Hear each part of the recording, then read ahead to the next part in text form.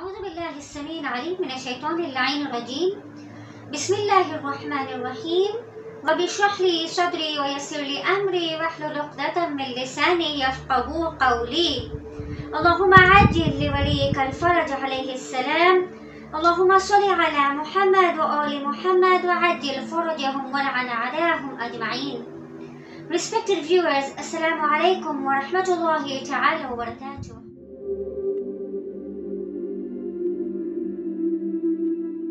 In our previous clip, we broke off in the hope of looking at the following verses of Dua Ahad, whereby we say, Ya Hayyan Qabla Kulli Hayy, O He who has always been alive before the existence of all living things, Wa Ya Hayyan Ba'da Kulli Hayy, and O He who shall be alive after the extinction of all living things, Wa Ya Hayyan Hina La Hayy, and O He who has been always alive even when there was nothing else alive. Now these three statements go back to the same statement that we said, Ya Hayyu Ya Qayyum, and how we prove that Allah was always there from the beginning of time, is there, and He will continue to be there, and He is ever living. Nothing can make Allah die. Now we can further explain this statement when we look into the next verses, whereby we say, Ya Muhyi al-Mawta wa Mumit al-Ahya, O He who revives the dead ones and causes the living ones to die, Ya Hayyu la ilaha illa ant, O ever living, there is no God save you.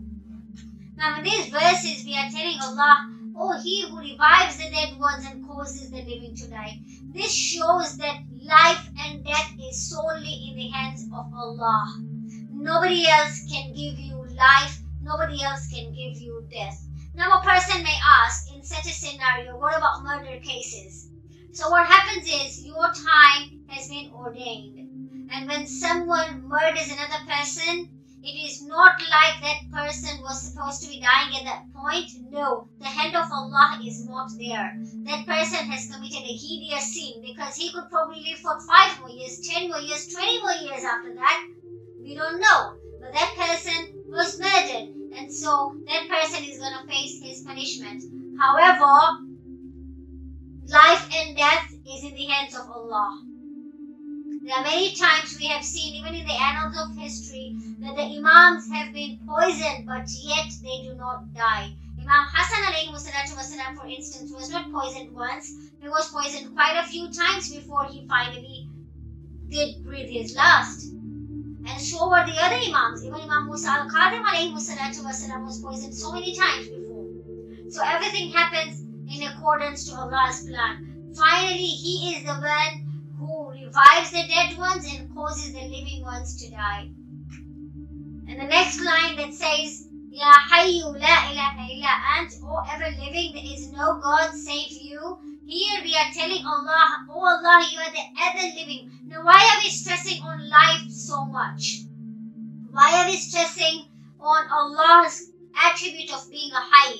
The reason for this is to refute any claim or any allegation that we do not have a God, or that God does not exist, or that refutes the omnipresence of Allah.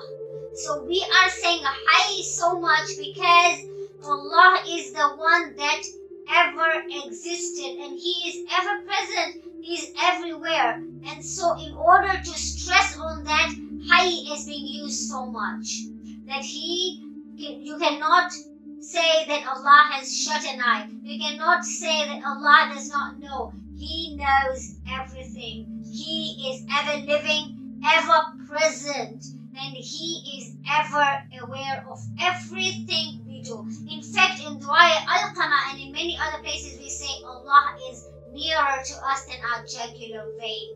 That means to say He knows each and everything, each and every thought, each and every action, even before we do it, Allah knows. Now at this point someone will ask that if Allah knows everything, then why is He going to allot us into heaven and hell? Why did He even bring us to this world to suffer? Why would He just not allot us, knowing in His knowledge that, okay, this person is sinful, so she's going to hell. This person is going to be doing good deeds in heaven, in life, so why not put her into heaven? The reason for this is because Allah is just, and in His justice, He will not allot you to either heaven or hell depending on His knowledge, so that we do not get an opportunity to stand up and say, God, did you even give us a chance? So because Allah knows if we are going to turn around and say, you did not give us a chance.